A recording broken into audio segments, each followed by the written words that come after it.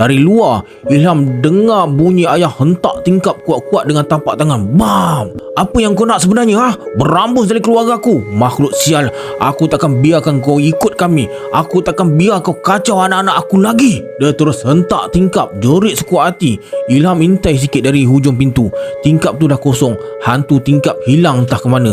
Tapi ayah masih berdiri dekat situ. Satu lagi memori terbit dalam kepala Ilham. Setiap kali dia teringat balik, bulu roma dia terus meremang.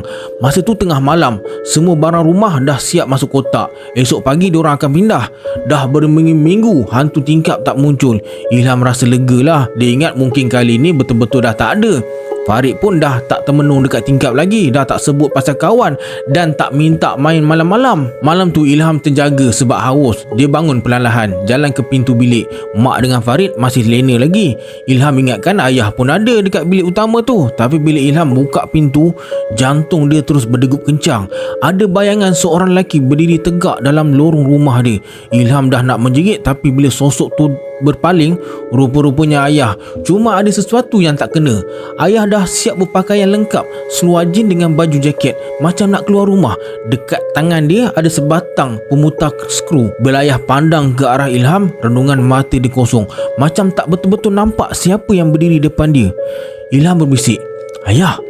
Lepas tu Ilham nampak pintu bilik dia terbuka sikit. Sepatutnya bilik tu dah kosong, semua barang dah masuk kotak. Tapi telinga Ilham sempat tangkap bunyi kain bergesel, macam ada sesuatu bergerak perlahan dalam gelap. Bulu roma Ilham terus meremang, rasa macam ada benda tengah tunggu dekat dalam bilik dia tu. Masa tu pandangan mata ayah tiba-tiba kembali fokus. Cepat-cepat dia tutup pintu bilik tu. Tak ada apa-apa Ilham. Lepas tu dia tarik Ilham dan terus peluk. Pelukan tu terlalu kuat sampai Ilham rasa macam nak lemas. Lepas tu ayah bersuara, "Ayah sayang kamu berdua, Ilham dengan Farid. Ayah takkan biar apa-apa jadi dekat kamu." "Saya sayang ayah juga." Tanpa banyak cakap, ayah terus dukung Ilham walaupun dia dah besar untuk dipeluk macam budak kecil. Ayah bawa masuk balik ke dalam bilik utama, letak Ilham dekat sisi mak. Malam tu Ilham terus tertidur. Esoknya diorang sekeluarga pindah keluar dari rumah tu dan tak pernah kembali lagi. Lepas Ilham tulis semua kenangan ni, dia terus rasa loya. Esoknya dia MC, baring je dekat atas sofa, minum air je sebab